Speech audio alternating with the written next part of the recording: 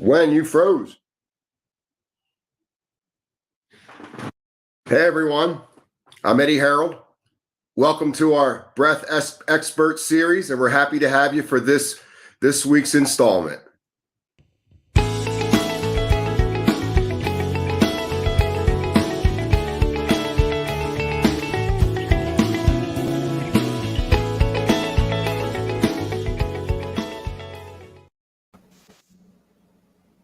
Hello again, friends. Awesome to be with you.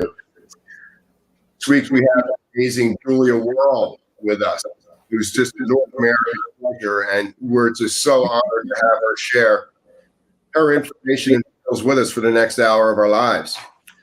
Well, before we begin, I'm going to read Julia's bio. If you want to sit tall and close your eyes and just take in this information into every cell of your body and just relax and get yourself present, that's great.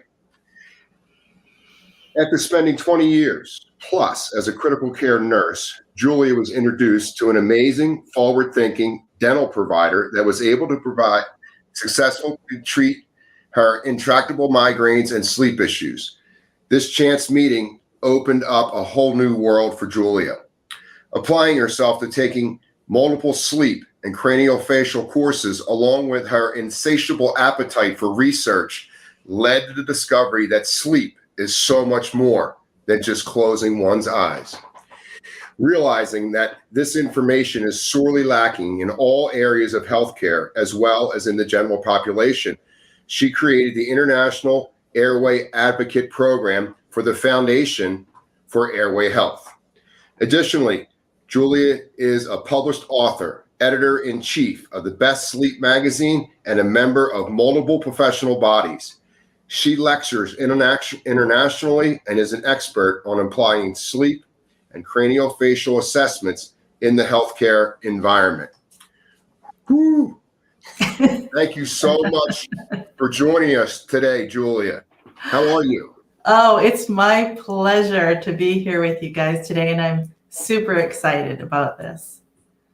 You know, when I think about sleep health, I can't help to visualize, your face coming to my mind, and all the different disciplines that you bring to the table to help folks really amplify, that downtime, that sleep time, which is really the backbone of our uptime, our conscious time. Can you explain to us a little bit about your background, about how you got so passionate about this sleep health?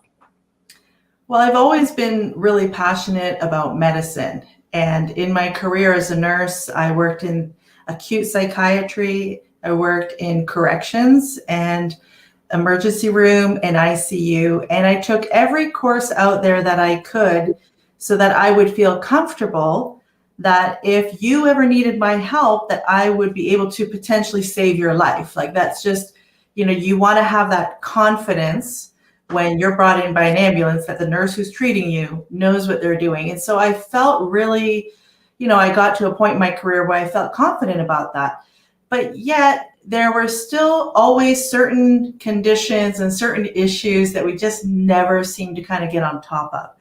And you always wonder why. I'd look and see how old the person was. And as I saw my age getting closer and closer and closer to that age, I started to feel a little nervous.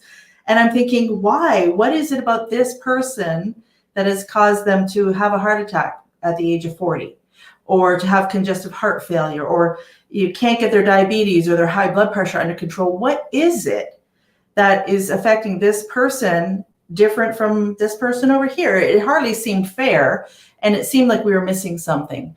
So when I met this dental provider who was teaching about sleep and the role of sleep in our lives, I was like, why have we never, in my career, why have we never discussed this? Why was that not a focus? When you think about 1/3 of our life, we spend sleeping. That's a pretty good chunk of our day. And yet we were asking patients over and over and over again about their daytime choices. What happens during your day, but nobody was ever asking what is happening during your night. So once I started to learn about that and realized that the missing key to why people have all these conditions is what's happening during sleep, I was just like mind blown, can't get enough of this information. And then also in a panic, how do we get this information out to everybody so that they aren't being sabotaged every night when they go to sleep with their health efforts? Well, we're joined today by my partner, my wife, the boss, Wendy. So we're really happy to have her join us. We've been friends for quite some time now, and we've sat back and we've just enjoyed your career blossom to what it is today. And I know your best days are in front of you. So, Wendy, is there something you want to ask Wendy about, or Julia about today? No, I for the moment, I just wanted to share with the audience that you are, you're a digger, right? You're never satisfied with an answer. You always have to go deeper and deeper and deeper and deeper, and you're always searching for root cause. And that's just one of the things I love about you. So it's going to be so fun to take on this topic today because sleep, people are really suffering from lack of sleep for so many reasons. And of course, for us, we look at the breath component of it. So it's going to be really awesome to dive into some of this with you today. So yeah, take us away, Ed. So, when we think of the overall, the sleep and the breathing, we have this, sleep disordered breathing model. And then we have this other model called breathing disordered sleep. What came first here, the chicken or the egg? Exactly. So the way the system is right now, what most people know about having a diagnosis related to a sleep related issue kind of surrounds the snoring aspect and obstructive sleep apnea. So there's a lot of anxiety in the public about going to get tested to see what's wrong with their sleep because they're afraid they're going to get prescribed a machine that they don't want to wear. And to me, that triggering of that fear and that anxiety to people, we'll come back around to that because that's so connected with their daytime breathing. But in healthcare, all we're looking at is, as they went to sleep, everything relaxed, their tongue relaxed, it occluded the airway. So they stop breathing for a few seconds, their oxygen drops. Oh, okay, let's give them a CPAP, let's give them an oral appliance, let's intervene. But nobody actually is really going back to see what the underlying cause was. And can I digress a little bit into sleep? Please. You go where you need to go, girl. Okay. We're right here with you. All right. So when you look at the structure of sleep itself, there was a quote that for many years is sleep is of the brain, by the brain, for the brain. And unfortunately, what that's done is it's caused everybody to just narrow in on what's happening in the brain on a cellular level. And there are so many components to sleep. And it's part of our, our daytime, nighttime, sleep and wake. But then even in sleep, there is a wakeful part of sleep, which is our REM, while we're dreaming and our brain is really active. And then there is a sleeping part of our sleep where our brain kind of shuts down and our body gets repaired. So there's still this dynamic happening even while we're sleeping. And all of it is dependent on cellular respiration. So it's like if you think about as we're awake and we're functioning and we're moving and we're doing, we are not responsible for all the little feedback loops that are going on in our body to make sure that we're stable, that our temperature stays a certain rate, our blood pressure, our heart rate. The majority of us are not completely out of control. We trust our body has all these systems in place for monitoring. The same thing happens at night, except that what most people are unaware of is that what you do during the day will affect what happens at night. So when you look at sleep breathing disorders, we tend to think it's middle-aged, overweight men. And that has been such a misleading media perpetrated type of visual of what sleep apnea looks like. Now, having said that, when I started in my nursing career, we used to have wards full of people that had tracheostomies. And you'd get assigned to work the trach ward, and you'd go and you'd clean out this little hole they would put to completely bypass this area to provide air to the lungs. So clearly that tells me there's an issue that's happening right here that is affecting the person's ability to sleep, right? It makes sense. It's just that since that time, we've invented this this hose that blows air in to keep that open. The problem is that when you look at the statistics of sleep disordered breathing, it's highly correlated to a stressful daytime. So your first responders, your military, your law enforcement, they are disproportionately represented in terms of people who have sleep apnea and sleep breathing disorders. But they're not overweight. They're not unfit. You look at athletes, they're not unfit. So what is it that's happening or that's being missed? And so you look at the stress response. And our stress response should be a good thing. It's what makes you feel excited about coming on the Ed and Wendy show today.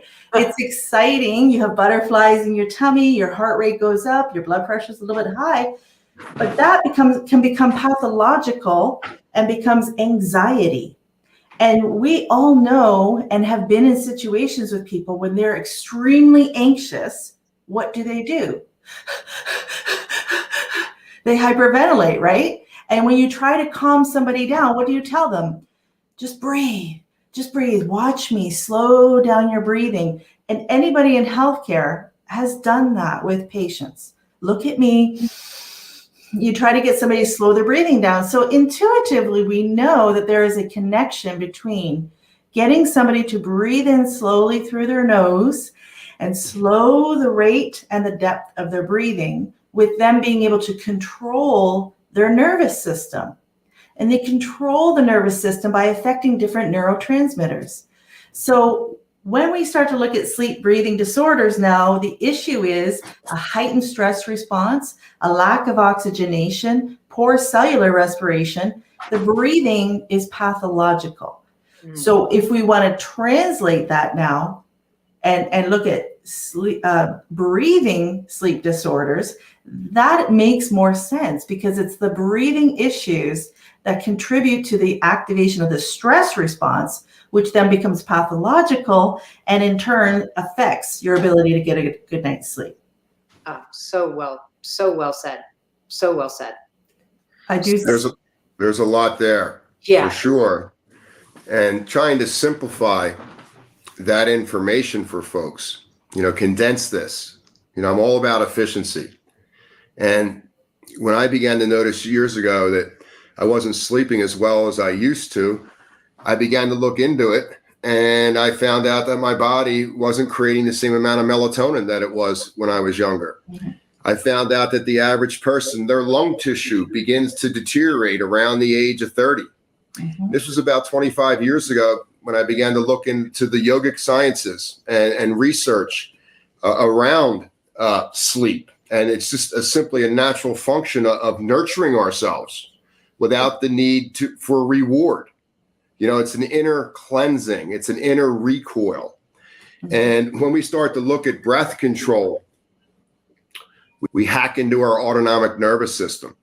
We have the ability to regulate the parasympathetic and sympathetic response as we move through the day.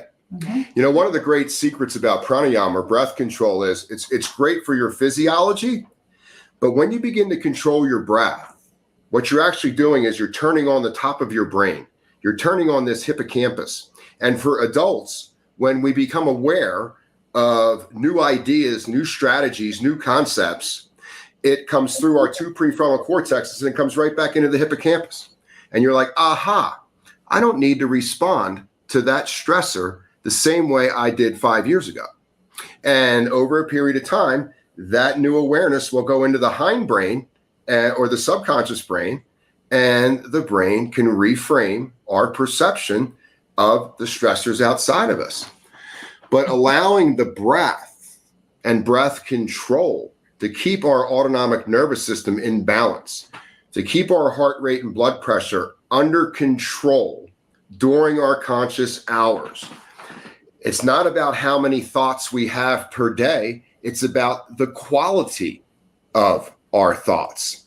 And all of this is tied in to our breathing habits. And when you think about breath, it's hard not to think about it. It's the most valuable thing that we have, because if you take it away, you only have minutes to live in your body. So if we start there with a baseline that you need to breathe, and what we would like to produce today is you need to breathe well.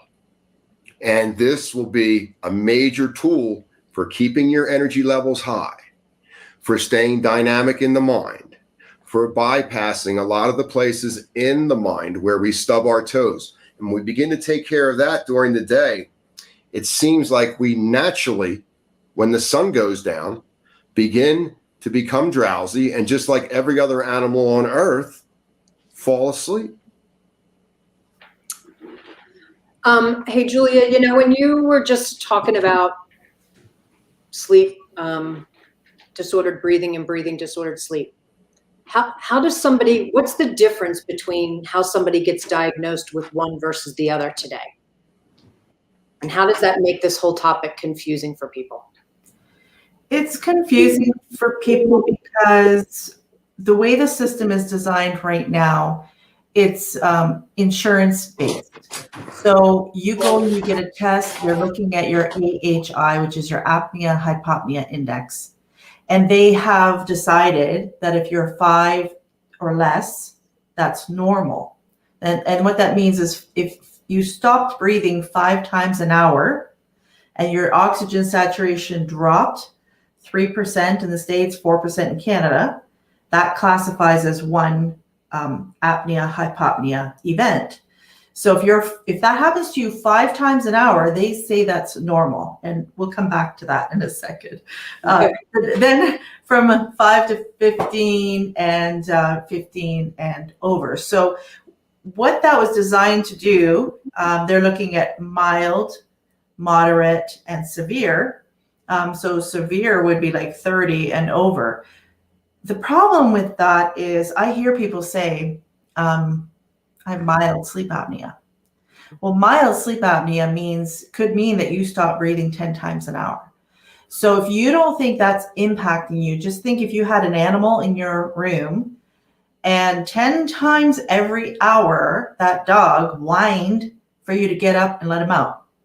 It wouldn't be long before you were fed up with that dog, right? It's going to have an effect on your stress, your nervous system.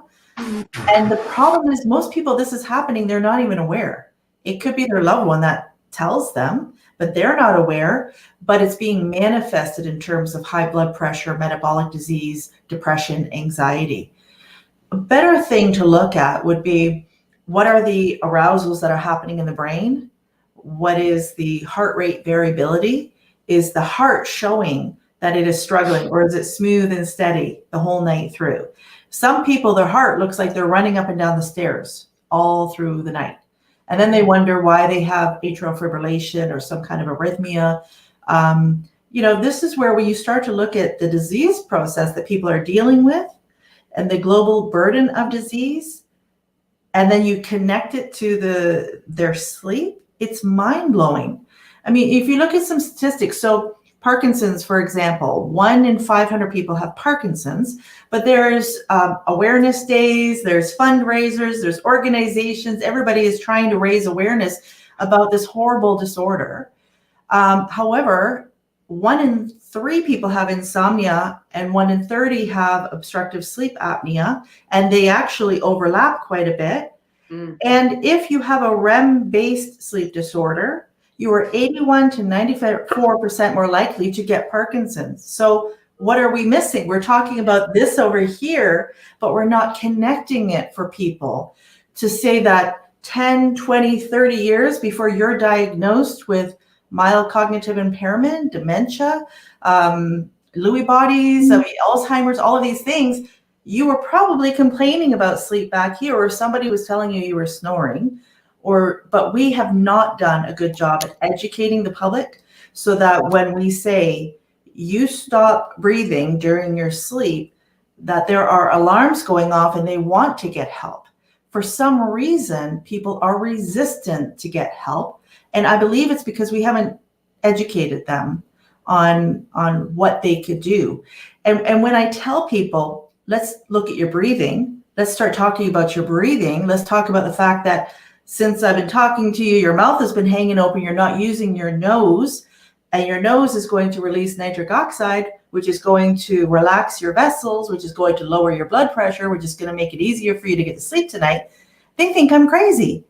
They're like, I'm coming to you with all of these issues, and you're telling me you want to talk about my breathing. They're almost offended, as if it's so simple. And breathing is simple, but breathing well is not necessarily easy if you've developed a lifetime of poor habits with your breathing.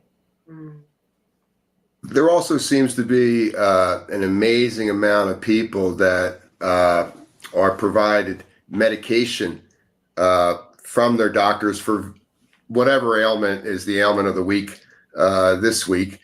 And I'm not saying that's not appropriate, but to some degree, the large scale prescription drugs that the majority of the culture is on has to be interfering somewhat with our neurotransmitters, the body's ability to shut down, the body's ability to mediate whatever the medication is in a healthy way to the best. It all takes energy. And I can't help but to think that, we've kind of moved away from the older model, which was, eating, food that came out of the ground, in the winter. And we ate lighter in the summer when the sun was higher. We had a walking routine. We'd walk after dinner and help with digestion. And we had time with family where we just sat and talked without the cell phones and found out what's going on in your world. And here's what's going on in mine. Just that, the human connection is really the only connection that really matters here on Earth. These computers are great, but I digress.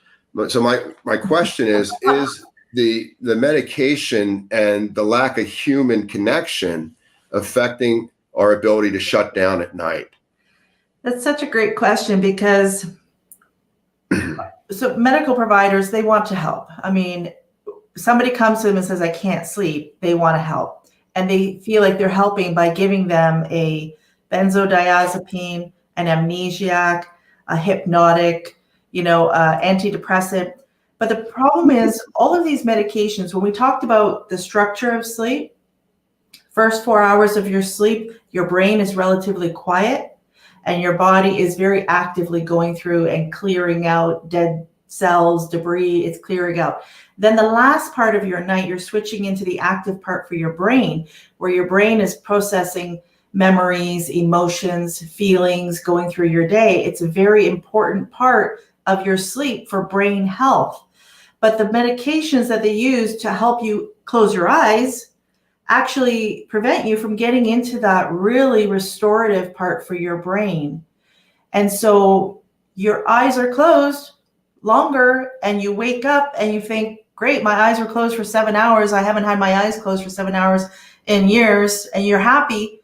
But the long-term effect of that is your brain doesn't get into that state where it can actually clean out and repair, so that you have the wherewithal now when somebody says, okay, let's start working on your habits, to be able to say, okay, let's see what that looks like. So that's talking about sleeping pills in particular.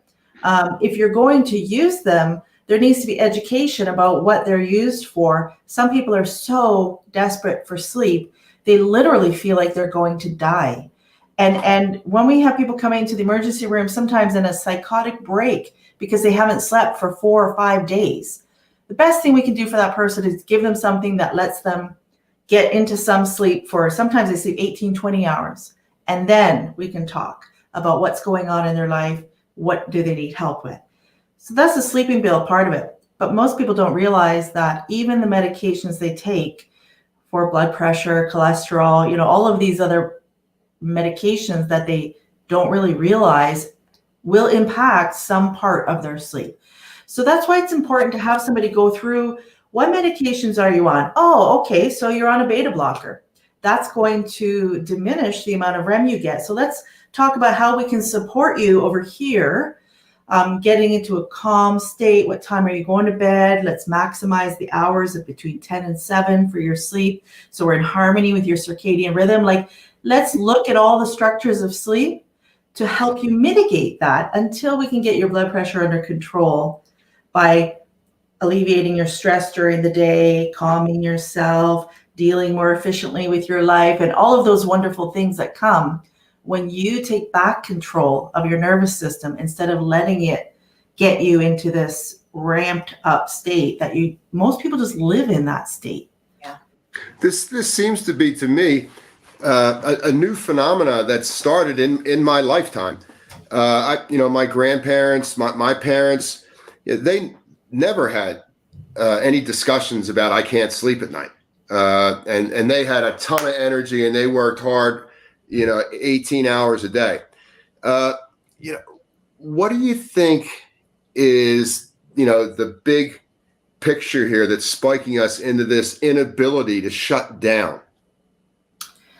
I think you named a few things before when you were talking about our devices, our television, the amount of time, hundreds of channels on TV. You have in your hand, access to anything that you want. There's 24-hour news. The news is really, what do you call that when they... But it's really emotionally stimulating, and they do that on purpose. They trigger us. Pardon?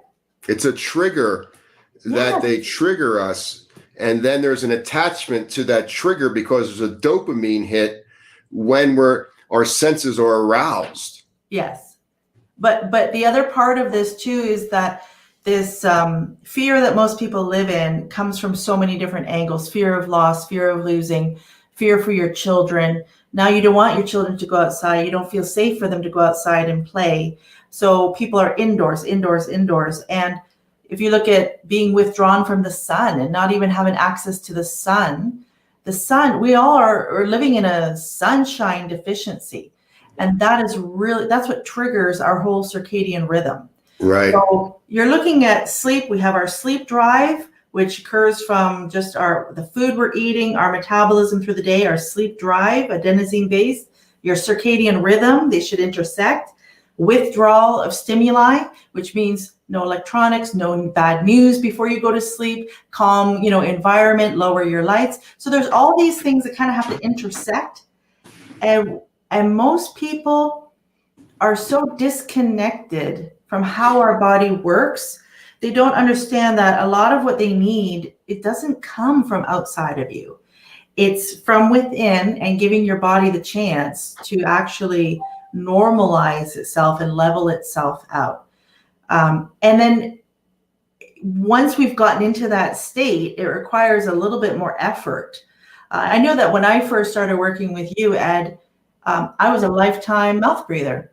So but I didn't realize it.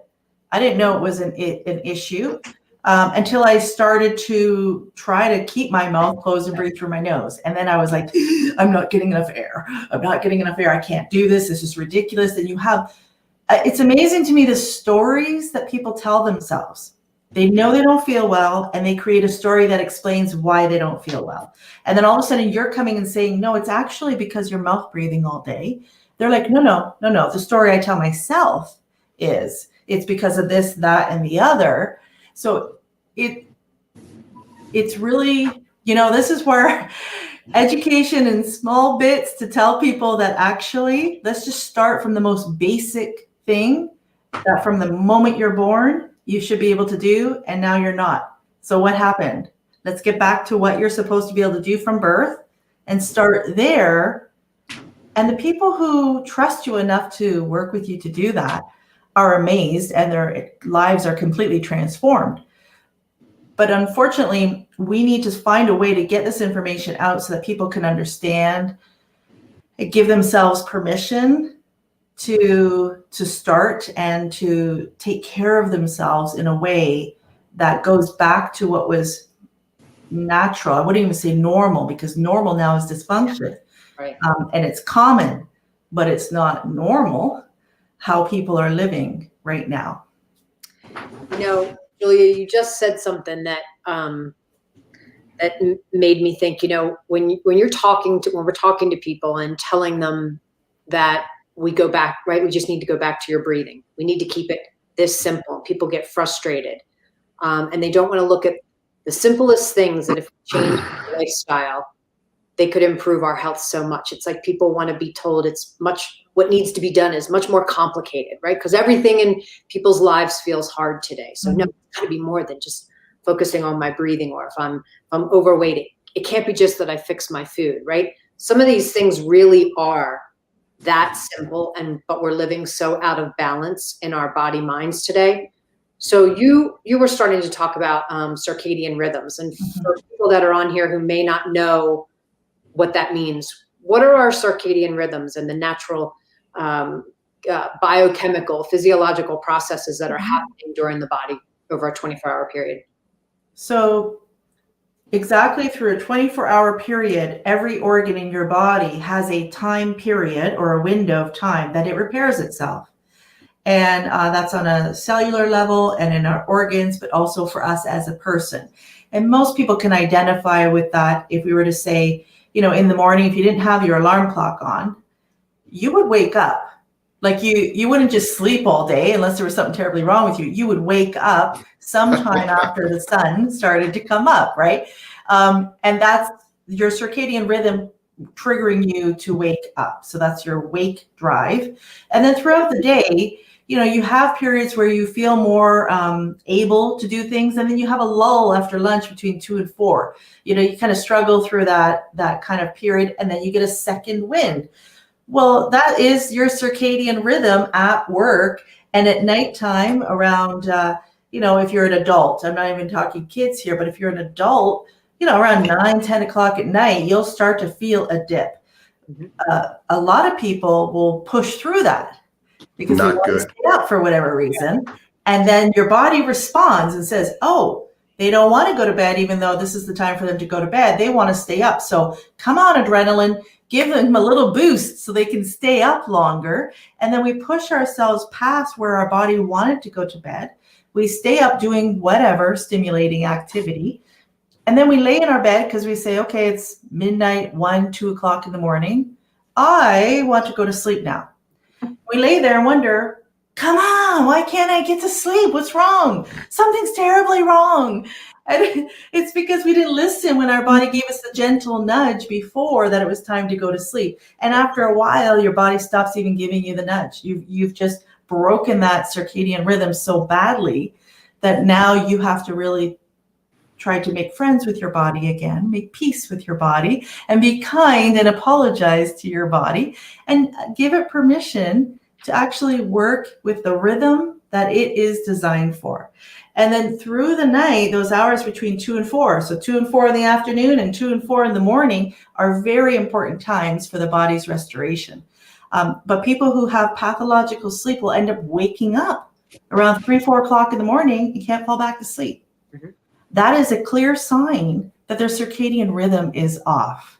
So there's many reasons for that. And I know we're talking today about sleep and breathing, but it all comes back around. So that's your circadian rhythm. It basically is a balancing system that takes care of the maintenance of your whole body. And it's got a job to do. It's got certain times it's scheduled to do those jobs, and we are working against it. You speak to this. A lot of the patients I have, the clients I have, it's almost like there's a sleep procrastination consciously, where they don't want to close their eyes. It's like they're afraid of the dark, and they'll be totally exhausted psychologically before they'll go lie down. And by then they've missed that opportunity because the energy is going to come back up around midnight and keep you up till 2. So, we have this stress that we all interact with all day long. Some of it's positive, it's great, it's for growth. Some of it is not so positive, it's negative, and it really fires off that amygdala in the brain, that fear center that organizes attack and defend protocols, because it doesn't know that these are just thoughts. It actually really thinks that there's a bear that's going to swipe you down. So when it does become time for bedtime, the amygdala is so fired up, it's basically saying to us, it's not safe to go to sleep because we're still in danger from a series of events that occurred at 11 o'clock in the morning. And what's heartbreaking about that Ed, is that there are people who have had severe trauma in their life, trauma in childhood, and that can decrease the amount of REM that they have. And so they don't really ever get to process that. And that becomes a perpetuating cycle for them. It's heartbreaking. It's very difficult for people. So that's, addressing the trauma in your life becomes really important.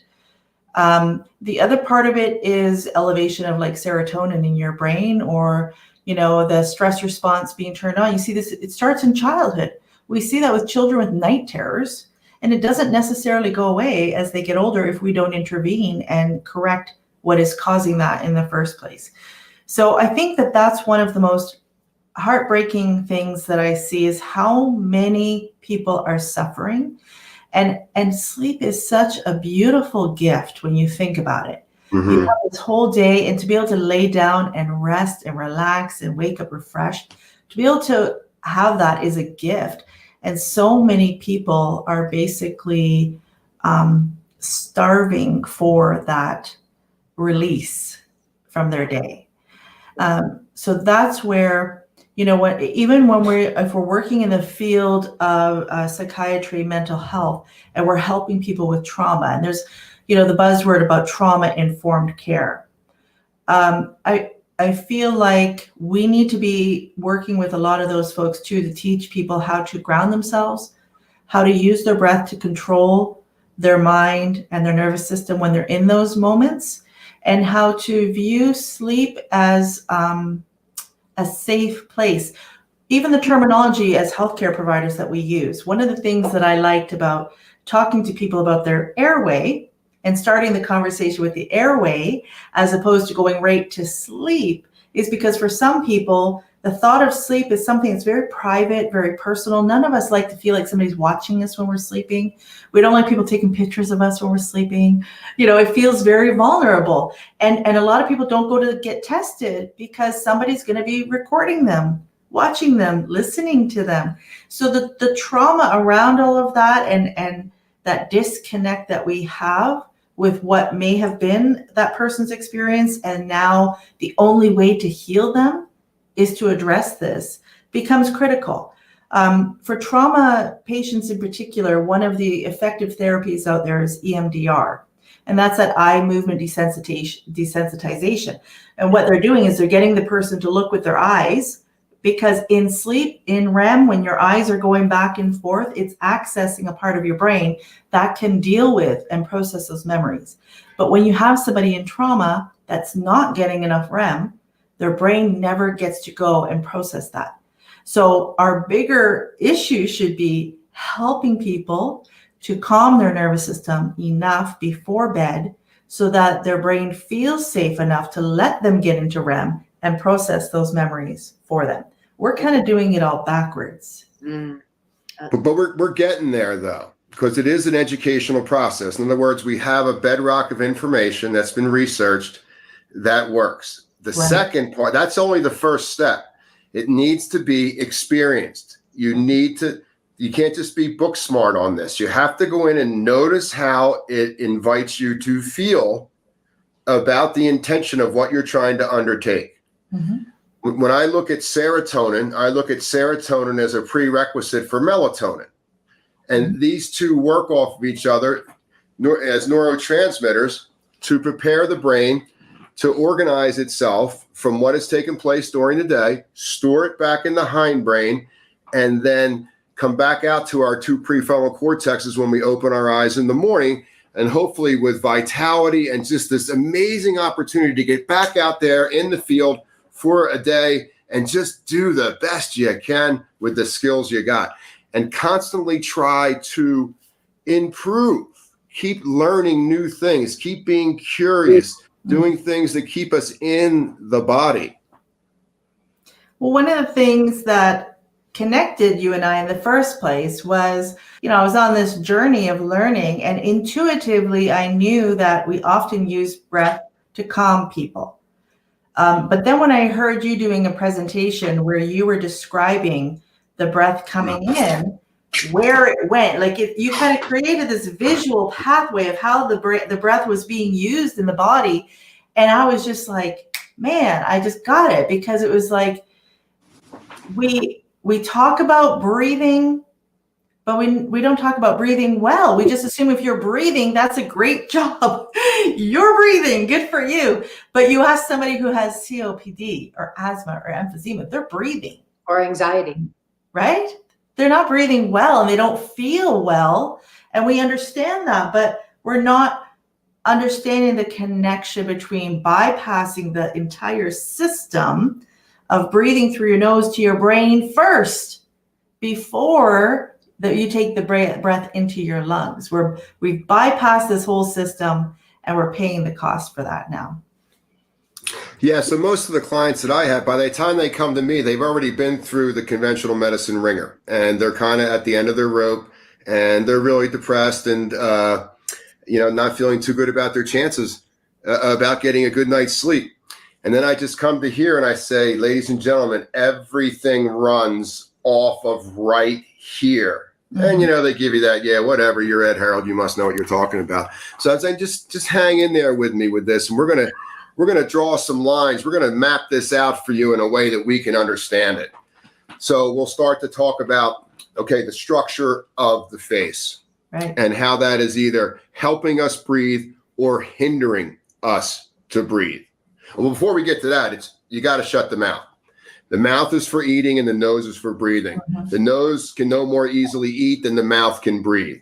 This mouth breathing thing is only an emergency breathing mechanism to keep you alive until you can establish nostril breathing again, the same way you were doing when you were just a 6-month-old baby. The DNA is designed for amplification and efficiency coming in and out through the nose, creating various suction and pressures throughout our capillaries and arteries, organs, muscles, bones, and neural systems. Getting that facial features to relax. This is a big part about getting a good night's sleep, is during the daytime, continue to release and relax the muscles you use to move your eyes. Don't strain your eyes if you don't have to, unless it's an emergency. Let the eyes rest back in the socket. Get a lot of fresh blood flow through those opening cranial nerves that help the brain organize the moment for us, adapt into that environment, switch gears, produce safety in your cardiovascular system. Separate the mandible and the maxilla just slightly. So there's just a little space between the upper and lower jaw. And notice immediately how your brain responds to that. Let the top of the tongue rest on the upper palate. So the maxilla is inviting the nostril channels to move east and west rather than shrink smaller. So over time, that upper jawbone is going to play a huge role in either your efficiency or inefficiency of the primal airway of the nasal channel. Super important. So when we think about breathing, number one, on the inhale, I want you to think about your diaphragm muscle, which is a horizontal muscle that separates your chest cage from your abdominal belly. And when you inhale through your nose, the diaphragm muscle vertically presses down towards your low back, number one, creating an erect spine. So many muscles can turn off to hold the spine straight so you're not wasting energy during the day and your posture is erect. Number two, as that diaphragm moves down, air is drawn into the lower lobes of the lungs. And we know that the lower lobes of the lungs are imbued with parasympathetic, oxygen-rich, hemoglobin-rich nerve endings. So we respond to the moment. We don't react to the moment. We feel the moment first during the day before we take action on it. There's just that microscopic split second where we can be neuroplastic in the brain. As that diaphragm moves down on that inhale, the floating ribs, the ribs that aren't attached to the breastplate, pull down. And on the right side of your belly, you'll get a wonderful massage on the energy of your liver and your gallbladder. And on the left side of your belly, those ribs will pull down and it'll massage your stomach and spleen. And this is just fundamental breathing, belly breathing, simple diaphragmatic breathing is getting that diaphragm down. Massage the organs of the upper abdomen. Optimal spinal posture so you're not overworking muscles and your digestion becomes stronger. As the inhale evolves to the collarbone, remember the top of the sleeves of the lungs are sympathetic in their qualities. So let's just break this down very simply. When you're breathing through your mouth, the air never reaches the lower lobes of the lungs. It only goes into the top sleeve of your lungs, where all that cortisol and adrenaline, high-edge energy goes there. It spikes the heart rate, spikes the blood pressure up. You lose your lower body mechanics, so the vertebra collapse down in the lower spine. Digestion becomes sluggish. When that becomes sluggish, foggy mind will come next. So think about the mouth breathing. The air is just in the chest. We want that energy moving down into the gut. We want to alkaline and balance alkalinity in the blood and in our gastrointestinal organs. And that's just on the inhale. Now, there's a lot of go ahead, Julia. You want to add something to that? No, I just want to mirror along with what you're saying, because when you asked, how do you know the difference between sleep disordered breathing or breathing disordered sleep? If we were to go down everything that you said keep the face muscles around the eyes open and relaxed. So the converse of that is when you see people that have these deep lines in between their eyes, you want to be opening that up, and you actually feel, you can change your whole feeling. You feel joy when you open up your eyes. The other part of it then with the nose and looking at the flatness of these cheeks, when somebody is having trauma or stressed and their nervous system is completely stressed out, you get a flattening of these muscles right in here. You look at the upper jaw. Can they breathe through their nose? Is it because they've sucked their thumb? They were bottle fed with I don't want to keep going into the breastfeeding and bottle feeding, because I know that it can be controversial for people if you have to bottle feed, but being aware of the mouth being closed so that the muscles still help to develop the face. So if anybody ever had braces done because they had crowded teeth, you have a breathing disorder that led to those teeth being crowded. You may have had the teeth corrected, but did you have the underlying breathing issue corrected? Is your tongue, they say your tongue is too big. Well, why is it too big? Is it because your breathing has been poor? The tongue muscle has not been exercised to be up in that palate. So it's just getting floppy, hanging down. Those are issues too. Look at your tongue. How wide is it? How strong is that muscle? The jaw, if you look at my face, because I was a chronic mouth breather, my jawbone here is at a really steep angle down.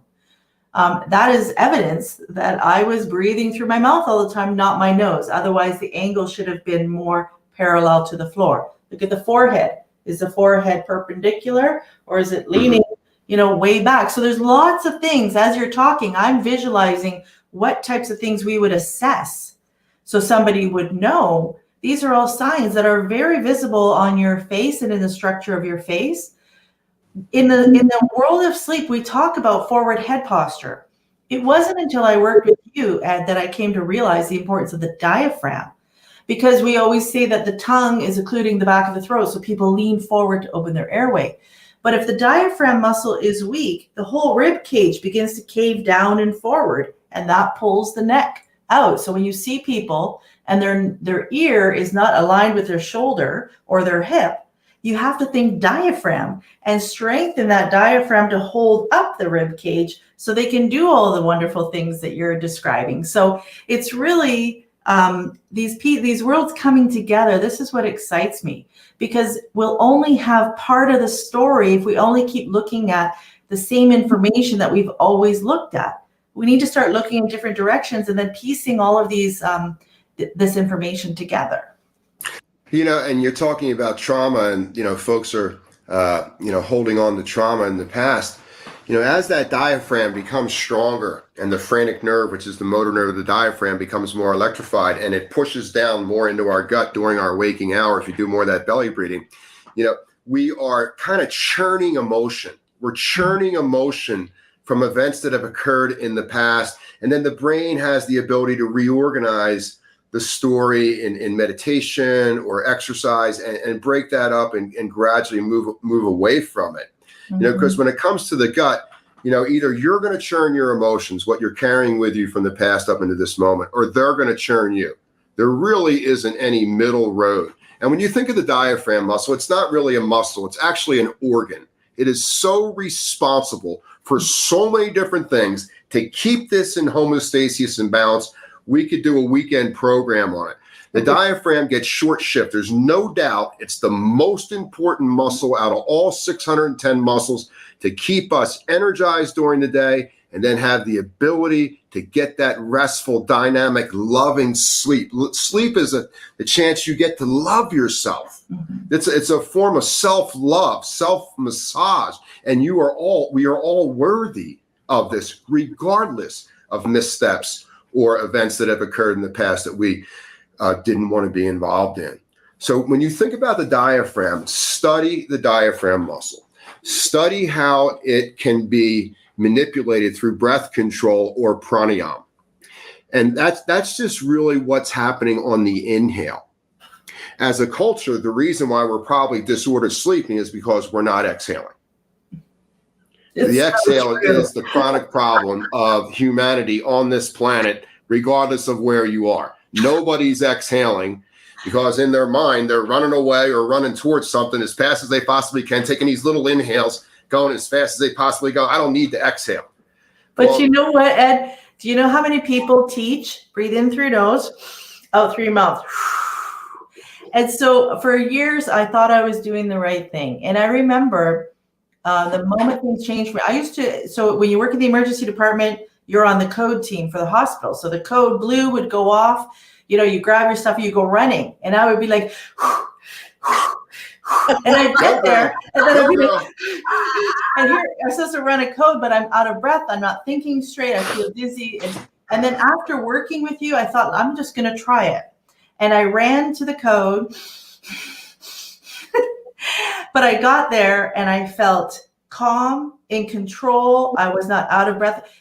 So I didn't understand that by breathing through your mouth, you're letting your air just fall out of you until I connected it with, in medicine, we use what's called PEEP.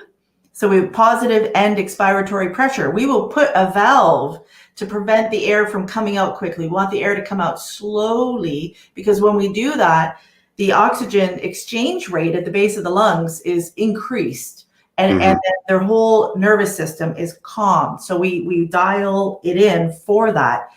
It never occurred to me that by closing my mouth, I would be able to give myself my own PEEP in order to benefit fully from that inhale of oxygen until you pieced it together for me. And the difference that you feel is just, and it lasts your whole day. Like, it's not like I have to keep doing it all day.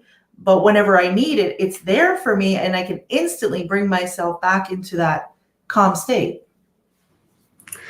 Yeah, I think that CO2 gets a bad rap, and somewhere along the line, people started this mouth breathing on the exhale, and it's in fitness clubs, it's in the medical world. Do the whoo, that ain't going to make it, ladies and gentlemen. Okay.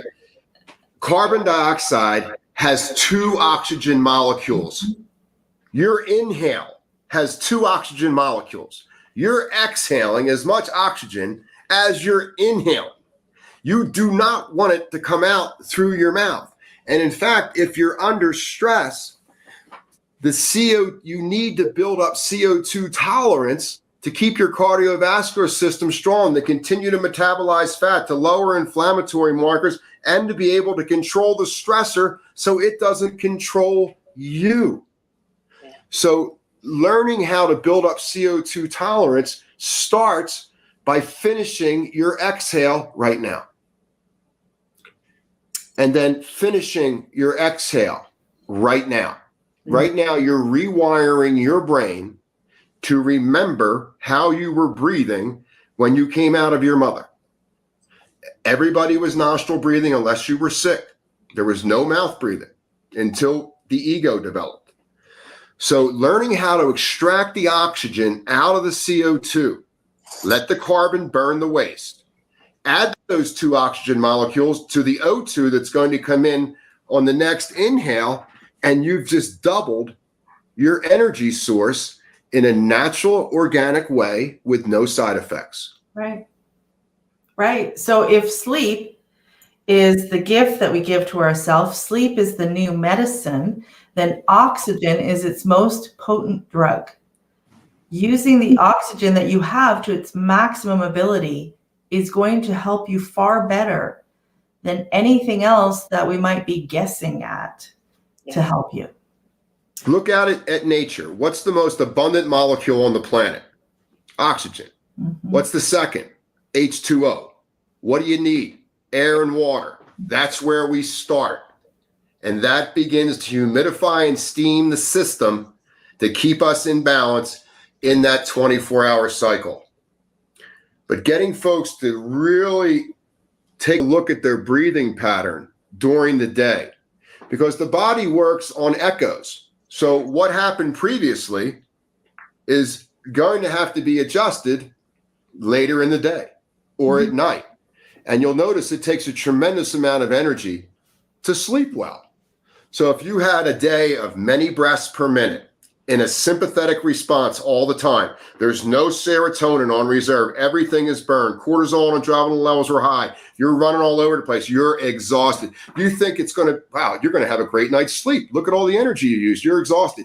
You can't sleep. The idea is to get through the day, breathing through your nose with the least amount of breaths per minute. Specifically, let's shoot for 10. Stay in that parasympathetic branch, hack into the autonomic nervous system. Remember, your respiration rate per minute is going to represent your heart rate.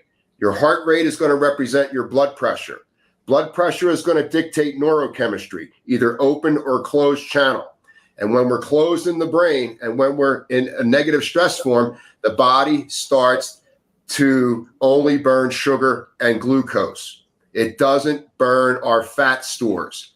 Now, remember, if you're dealing with trauma, the trauma that you're carrying around isn't stored in your glucose and sugar supplies. It's stored in your fat cells. It vibrates in the fat cells. So just breathing correctly in and out through your nose, full inhale, full exhale. Say every couple hours you take 10 breaths to yourself to really slow life down. Just right in that, you're clearing those imprints from your body that are influencing your mind to go back into a troublesome event and replay it in the present moment. All right, I'm going to jump in because I have a question for Julia. For women, I think this might resonate with a lot of women, maybe a lot of men too, who are dealing with their wives who are going through menopause. I feel like the menopause discussion is not a big discussion in sleep health, and it should be. So for me right now, and I'm a person with a pretty strong breathing practice, I'm in full-on menopause, and I have to double down on my breathing during the day and at night to deal with the anxiety that comes from it. But then also I'll wake up in the middle of the night and realize that I'm almost hiccuping breathing. It's this like short, rapid breath that's happening through my nose, but it's this short, rapid breath. And then I can't go back to sleep. So I either can't fall asleep, or I will be that person who will wake up at like 3 or 4 and I've got to do my breathing to fall back asleep. So luckily I have those tools, but I even have those tools and I'm somebody who's experiencing that. And I feel like that's a lost discussion in sleep health. And do you ever wake up like feeling overheated and like sweating? Yeah. And that's the thing is that, if we're going to look at statistics, then when a woman goes through menopause and her hormones change, her statistics become similar to men's. So that's where things kind of change as well in terms of the change in the hormones from the estrogen, the progesterone, and our testosterone even. And if we're carrying extra fat, we're not producing the right combinations. All of those hormones do affect our neurotransmitters and our ability to sleep. We have to look at our vitamin B levels. We look at our vitamin D. We look at our thyroid and keep an eye on your thyroid and make sure that that is functioning properly. And if all of those things are true, then we're looking at the physical response to the hyperhidrosis and the sweating, because your body goes to sleep when your temperature drops And your circadian rhythm is also revolves around your temperature. So when temperature goes up, it thinks maybe it's time to get up. So maintaining a cool environment. And I hear people, the wife wants the window open and blankets off and it's freezing, and the husband wants the blankets on, and, or vice versa. So definitely temperature has a lot to do with that. But the problem is with the hormones, the relaxation of your tongue and of your throat muscles can lead you to be much more susceptible to a sleep breathing disorder like OSA or obstructive sleep apnea. So looking at, are you snoring? Are you having any gasping? Are you waking up with gasping? Because now that's going to cause an outpouring of adrenaline to tone those muscles so you could take a breath. What was the other thing I was going to say about that? So the hormones relax the muscles. I just lost it. That's okay. Hang on. No. So, the sleep breathing disorders, I know what I was going to say. It's similar to pregnancy. So when people are in pregnancy and their hormones change, it makes them much more susceptible to start having apneas, which can be very dangerous for the fetus and puts them at a higher rate of having gestational diabetes and pregnancy-induced hypertension. So the same action that occurs there can occur during menopause when there's this change of hormones. So now you're risking type 2 diabetes, you're risking hypertension. We tend to see women at this period of time starting to have maybe more anxiety, maybe to feel depressed, irritable, moody during the day. And they say, oh, she's going through the change. Well, yeah, but the change is actually causing a lot of physiological changes.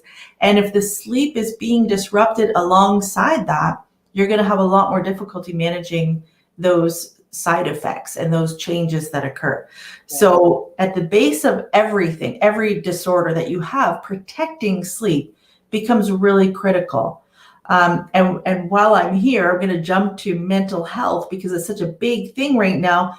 We start to see a breakdown in sleep a good 6 months prior to somebody starts to complain about depression and anxiety. So when you hear somebody, struggling with these symptoms and you're also aware that their sleep is poor, that really needs to be honed in on. Sleep breathing disorders that we're talking about today, or breathing disordered sleep, is only one of about 80 different sleep disorders that you could be diagnosed with.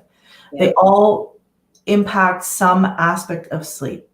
So for women, it is troublesome, but fortunately, it seems to be short-lived. If it continues on and you're still having issues, definitely speak up and reach out. Don't be shy about that because it's well known that these hormonal changes cause a lot of these issues. Yeah. I thought it would be good. Does a meditation practice during the day help us get a good night's sleep? Absolutely. I mean, and actually, I could talk to you guys all night, but one of the things, waking up first thing in the morning, feet on the ground, take a couple minutes to do some slow breathing to start your day, get your mind set for the day. But Ed, what would you tell people to do before they go to bed at night? How could they, let's say they had a rough day. Does that mean they have there's nothing for them? Or how could they quickly tone down that dial on their nervous system? It's all about preparation. Preparation is the key to success in regard to anything you're trying to do in your mind and body. So I come to the edge of my bed. I press my feet down. And the first thing I want to do is I want to break up the day at the trunk of my neck, the tops of my shoulders, any impairment to the heart, and along the back. So everything that's in my past. So I'll just focus my breath. I'll take one hand out front. So I have my right hand. I'll just reach it to the left. I'll bend the elbow and I just open the shoulder girdle and I just twist. And then I bring the right hand back to the right leg. I'll take the left hand. All this is done gentle.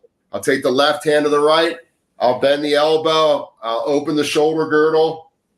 And I'll just try to break up any stressors that are in the top of my shoulders from being on the computer any rounding or hunching of the back.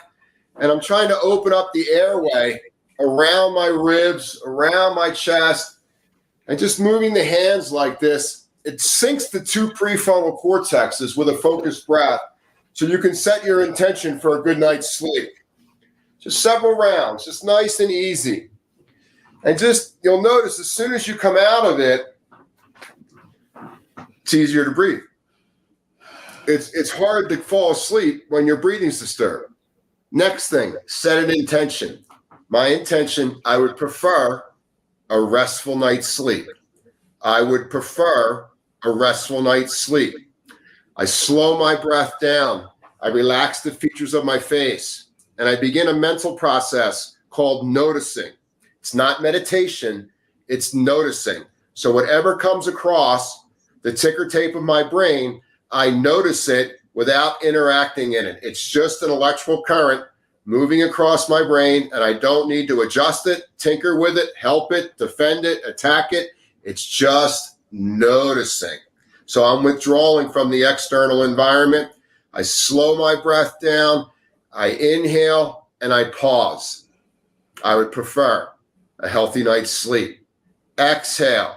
Before I inhale, I pause. I say silently, I would prefer a restful night's sleep, or whatever the short phrase would be for you. Slow motion inhale. Don't agitate the mind. Slow motion inhale, pause. Set your intention. Slow motion nostril exhale. Pause. Set your intention. And then one more. Slow motion inhale. Steady the mind. Bring the blood pressure down. Set your intention. Slow motion exhale. Feel your body unwinding, relaxing, letting go. Pause. Set your intention. So that simple movement that just opens up the upper body so the ribs are like rubber bands. So it's easier to breathe. And when it's easier to breathe, it's easier for the mind-body connection to be congruent with your intention. Slow motion inhale, pause. Slow motion exhale, pause. It's just like box breathing, except the holding in and the holding out are just for a split second. Mm-hmm. So it's not like box breathing where it might be inhale 5, hold 5, exhale 5, hold out 5. You don't need that. Okay. What you need is to calm the mind down and slow the breathing down and set intention. Now, if you awaken in the middle of the night and you want to fall back asleep, remember these nasal channels are pretty intelligent. Remember the right nostril on the inhale is sympathetic. And the left nostril on the exhale is sympathetic. The left nostril on the inhale is parasympathetic. And the right nostril on the exhale is parasympathetic. And this crossing that takes place through these two prefrontal cortexes amplifies the corpus callosum, which is a series of matted nerves that separate the feeling intuitive brain from the cognitive rational brain. And the more we can turn this corpus callosum on, the more we can use whole brain messages. One of the ways that we can do this to get back to sleep is to turn off the sympathetic nerve channels, which we know are the left nostril on the right nostril on the inhale and the left nostril on the exhale. So if I've awakened in the middle of the night, poor me, the sky is falling. I don't know why I've awakened, but I would like to fall back asleep. So how can I fall back asleep? I take my thumb. I close off my right nostril. I inhale slowly up my left nasal channel, which is parasympathetic in its nerve receptors. I close off the left. I open the right, and I exhale slowly. The right nostril on the exhale is parasympathetic. I close off the right, open the left. Slow motion inhale, left nostril, right prefrontal lobe. Close off the left, slow motion exhale out the right. Close off the right, slow motion inhale up the left. Close off the left, exhale right. 3 to 5 rounds you'll probably fall right back to sleep within 2 to 3 minutes because you're bringing up the relaxation qualities of the parasympathetic nerve channels. You're turning off the sympathetic nerve channels of adrenaline and cortisol and that high edge energy that might have awoken you. One of the reasons why you might have awakened at the middle of the night simply is that your right nostril at that point is more efficient than your left, and you spike the brain into the beta brain or consciousness. It's no big deal. It just happened. You can reboot these rhythmic patterns of the nose by controlling the breathing. If that little technique doesn't work for you, add a baby pause. That little pause, set your intention to fall back asleep. So it might be close off the right, slow motion inhale up the left nostril without straining, pause. Set your intention. Stay centered. Close off the left, exhale right. Pause. Set your intention. Close off the right, open the left, and you'd repeat that 2 or 3 more times with these baby little retentions. There's no long holdings. It's just enough to create a little gap in the mind and a little gap in the breathing system where you can reestablish control of the mind and allow the body to fall back asleep. Good stuff. Good stuff, guys. Feels so chill now. Right? Right? We're ready for bed, although still got to cook dinner and stuff. So I did, we've gone over in time a little bit, but I think we were anticipating that because, you two get together and it's like, there's blah, blah, blah. So much to cover. But it is an exciting time for you, Julia, and I want everybody to be aware of the new Best Sleep magazine. So while we have a couple minutes still, would you please talk about the magazine and the pillars and your contributing editor for Breath? Yes, I am so excited because one of the challenges has been, how do we get this information out to people who are suffering today and cannot wait years for us to figure this out? So I'm very fortunate that I was approached by an amazing marketing company, and we are launching a magazine where we will bring all of these amazing providers together to share their piece on how to benefit yourself to get the best sleep ever. Ed, we're so happy, is going to be a regular contributing author, and he will be addressing the very first pillar of health, which is breath. Breath, and then sleep, our diet and nutrition, and the ability to move and get everything moving. So this has been perfect to start with you guys tonight. The way that we're doing it is that there'll be digital, there can be print, but what's exciting about the digital is you can click on, when Ed talks about some of the exercises, you can click on and be taken to Best Sleep TV, where you can see Ed actually demonstrating it and see live videos of people demonstrating what they're talking about. So we're trying to make it really interactive, thinking what's the best way to serve people. So I am so excited. And actually, I think, Ed, you have a link for anybody who joined us today to subscribe for free, to get it for free for the rest of the year, which is exciting. And we are open to your feedback. I want to hear from you. And it just, to me, this is a dream come true to be able to have a platform to bring all of these amazing people together and share with the world what they're doing. Yeah, we'll have a link for everybody. It'll be in the description with this video. So it'll definitely be on the YouTube version of this video, and I'll work it into the Facebook version of it so everybody finds it. But yeah, awesome. One of the great points about Julia, ladies and gentlemen, is she really, really cares about people. And I mean that without ego. And she's a lifelong learner.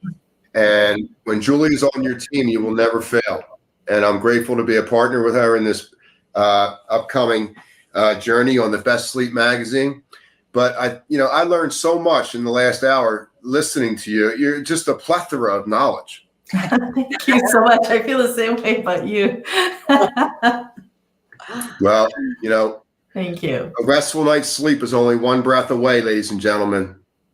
Amen to that. So thank you, everybody, for joining us today. I hope you got a lot out of this. Go be great. Thanks, Thank you, everyone. Julia. Good night, love. Good night. Take care.